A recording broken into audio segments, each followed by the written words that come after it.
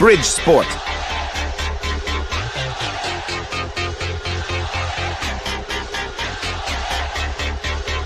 Bridge Sport. Yes, reka mbifurize kugira ibihe byiza cyane mwe mwese mugenda mubana natwe mubana n'ibiganiro n'amakuru bya Bridge Sport. Reka mbashimire gukomeza kubana natwe kandi nizere ko icyumweru cyo kwibuka cyagenze neza mu by'ukuri. Twabonyemo abasportif bagiye batandukanye, twifatanyije n'abandi ndetse nk'igihugu cyose byari bitureba, twifatanyije n'abandi mu rugendo rw'icyumweru cyose cyo kwibuka cyangwa se cyo kunamira abacu bazize jenoside yakorewe abatutsi. Gusa muri kino cyumweru hari amakuru menshi agenda avugwa ndetse n'imikino iraza kuba ikomeza guhera kuri uno wa mbere hakinwa ikirarane cya shampiyona cyari cyarasigayemo n'umukino ikipe ya APR Football Club ifitanye n'ikipe ya AS Kigali. Ni ikirarane cya shampiyona. Hanyuma kuri uno wa kabiri ndetse no kwa gatatu hazaba hari kuba hakinwa imikino y'igikombe cy'amahoro igeze muri kimwe cya kabiri. Ndabibutsa ko Rayon Sport ifitanye umukino n'ikipe ya Bugesera ndetse Gasogi United ikaba ifitanye umukino ukomeye cyane n'ikipe ya Police Football Club. Ni imikino igiye itandukanye y'igikombe cy'amahoro, hasigayemo amakipe ane, ni kimwe cya kabiri.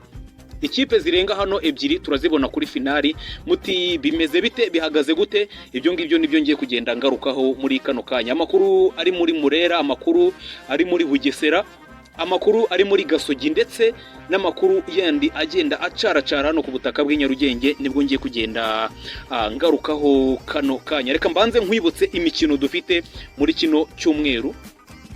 Ni imikino igiye itandukanye dufite muri kino cyumweru, ni imikino mu by'ukuri y'igikombe cy'amahoro twari twarategereje. So kuri uno wa gatatu, kuri wa gatatu ni ku itariki 17 z'ukwezi kwa 4 2024 kuri Kigali Pele Stadium cyangwa se kuri KPS cyangwa se ubivuge kuri KPS biterwa nuko ushaka ko bivuga. Saa 9 zuzuye z'amanywa ikipe ya Rayon Sport izaba yakira ikipe ya Bugesera. Uyu ni umukino uzaba ku manywa, bya bintu byo kwitara ntago bikirimo kubera ko generateur yo kuri Kigali Pele Stadium yarapfuye. Ubu ngo amakipe yose agomba gukina habona, abonesherezwa n'urumuri rw'izuba. Ni imikino ya kimwe cya kabiri cy'igikombe cy'amahoro. Hanyuma ubwo ngo ngiye kukubwira kuri muri Rayon Sport.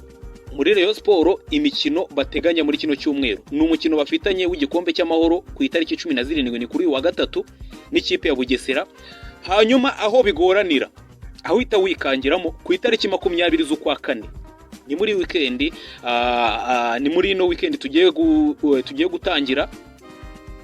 Ubwo urumva ko ari ku wa gatandatu ikipe ya Bugesera izaba yakiriye Rayon Sport mu mukino wa shampiyona. Ntago ari igikombe cy'amahoro, ni umukino wa shampiyona. Ibi bintu byaje kuba biteza polemique ikomeye cyane, ngiye kuza nkubwira uko bimeze. Hanyuma mu mikino y'abagore ikipe ya Rayon Sport kuri Kigali Pele Stadium ku itariki 17 kuri wa gatatu saa 6 zuzuye z'amanywa ikipe ya AS Kigali y'abagore izaba yakira ikipe ya Rayon Sport, naho ni mu gikombe cy'amahoro kimwe cya kabiri.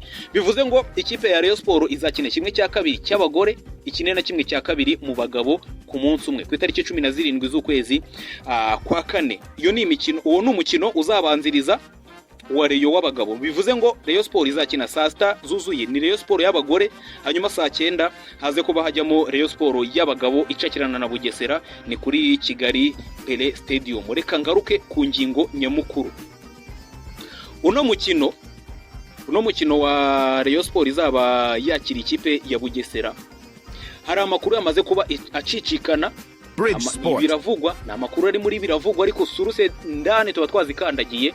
Biravugwa ko ikipe ya Bugesera itangiye kuba inegosiya na Rayon Sport, ikaba yayibwira ati nyamuneka mutworohereze tuzabahe umukino wa kimwe cya kabiri cy'igikombe cy'amahoro, tuzemere turekure mugere kuri finali. Atariko natwe mu mikino ya shampiyona muzaduha amanota 3. Murabona ko turi kuri ku kagozi ko kuba twamanuka. Ibyo ni ibintu biri kugenda bivugwa mu banyamupira kuri stade, hande bagenda bongorerana bavuga bati rwose mudufashe, ariko Rayon Sport ikayibwira ati twebwe ibyo ntago tubireba. Twebwe ntago dushobora kugambanira abakunzi bacu ngo turi gutanga za manota 3, ntago ibyo bishoboka. Bivuze ko umukino muzaze muri seriye, ntabyo kwizera ngo turarekura. Aho ni ku ruhande rwa Rayon Sport, ariko Bugesera inyuma y'amarido ikavuga ati nyamuneka ko natwe tubizi ko igikombe cy'amahoro mugikeneye, ko mugikeneye kugira ngo musohoke, twe ntawe dukeneye gusohoka, ntago twanabishobora. Mwaretse mwaturekuriye amanota muri shampiyona, natwe tukabarekurira ku gikombe cy'amahoro.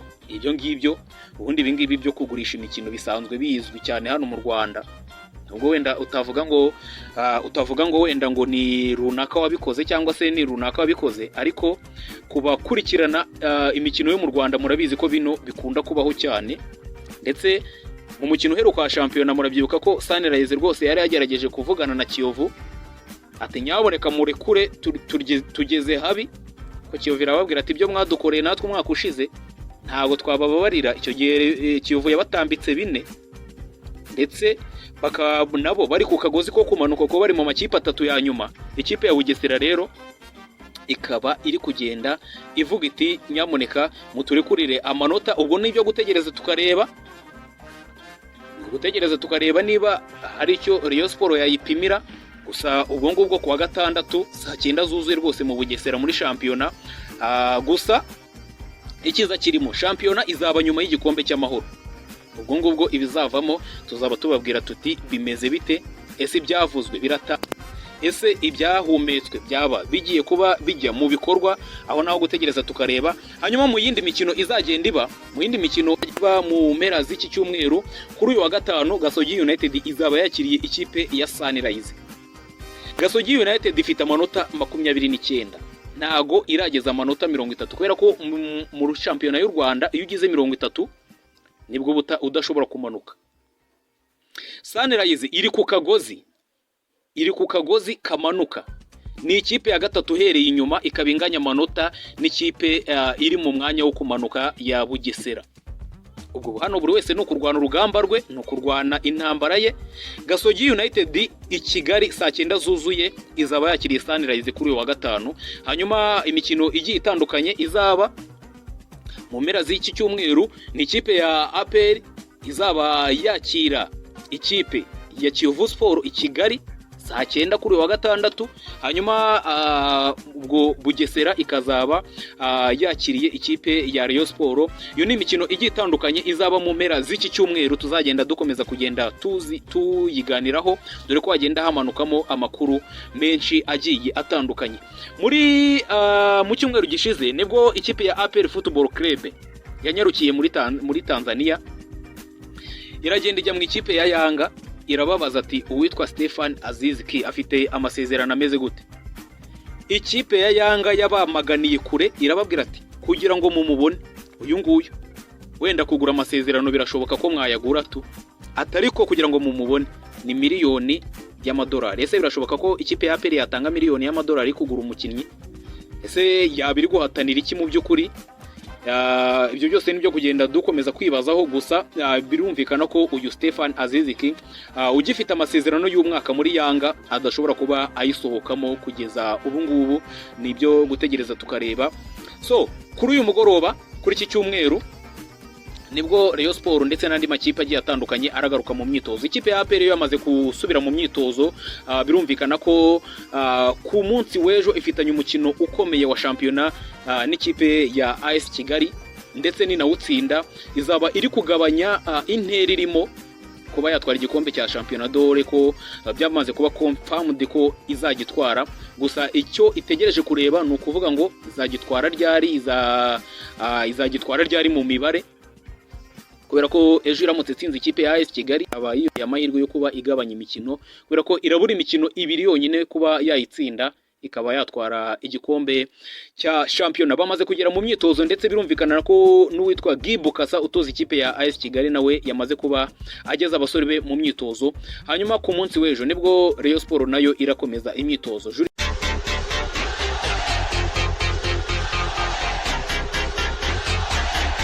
Bridge Sport.